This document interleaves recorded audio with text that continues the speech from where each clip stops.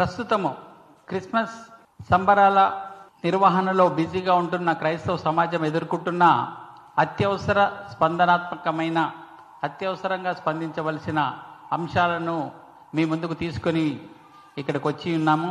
క్రైస్తవులను ఓటు బ్యాంక్గా వాడుకుంటూ దశాబ్దాలుగా మీరు గూగుల్లో కొట్టి చూస్తే కాంగ్రెస్ పార్టీ వ్యవస్థాపకులు ఒక క్రిస్టియన్, ఆయన పేరు.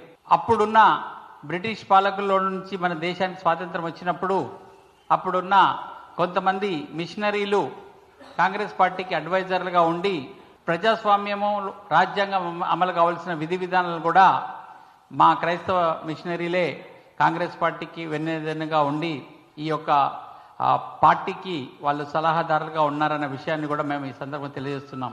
2 సంవత్సరముల పాలన పూర్తయినప్పటికీ కూడా కాంగ్రెస్ పార్టీ క్రైస్తవులు అనుకున్న విధంగా విజయం సాధించలేదు. సరే, ఏ సామాజిక వర్గం అయినప్పుడు కూడా ఎస్సీ, ఎస్టీ, బీసీలు కానీ, మైనార్టీలు కానీ ఇంకెవరైనప్పటికీ కూడా వారు అనుకున్న విధంగా ప్రభుత్వాల పరిపాలన ఉండకపోవచ్చు. సాక్షాత్తు తెలంగాణ పార్టీ తన ఎన్నికల మేనిఫెస్టోలో ప్రకటించిన విధంగానైనా మైనార్టీ డిక్లరేషను, అదేవిధంగా ఇక్కడ చూస్తే 4వ పాయింట్లో చూస్తే protection of religious rights and culture అన్న దగ్గర మౌజామ్సు, ఇమాంలకు, ఖాదింలకు, పాస్టర్స్కు అండ్ గ్రంథీలకు కూడా సిక్కు మత గురువులకు కూడా 10,000 రూపాయలు 12,000 రూపాయల హాండ్రోవర్ ఇస్తామని చెప్పి కాంగ్రెస్ పార్టీ అఫీషియల్ మేనిఫెస్టోలో డిక్లేర్ చేశారు.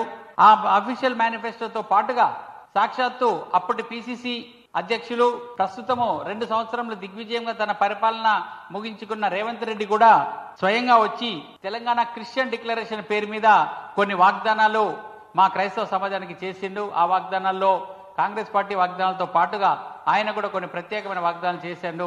అయితే ఆ వాగ్దానాలన్నింటినీ కూడా ఇప్పుడు నీరుగారిపోయి కనీసం జరగవలసిన కార్పొరేషన్ విధులు కూడా జరగని దుస్థితిలో ప్రస్తుతము తెలంగాణ క్రైస్తవ సమాజం ఉన్నది.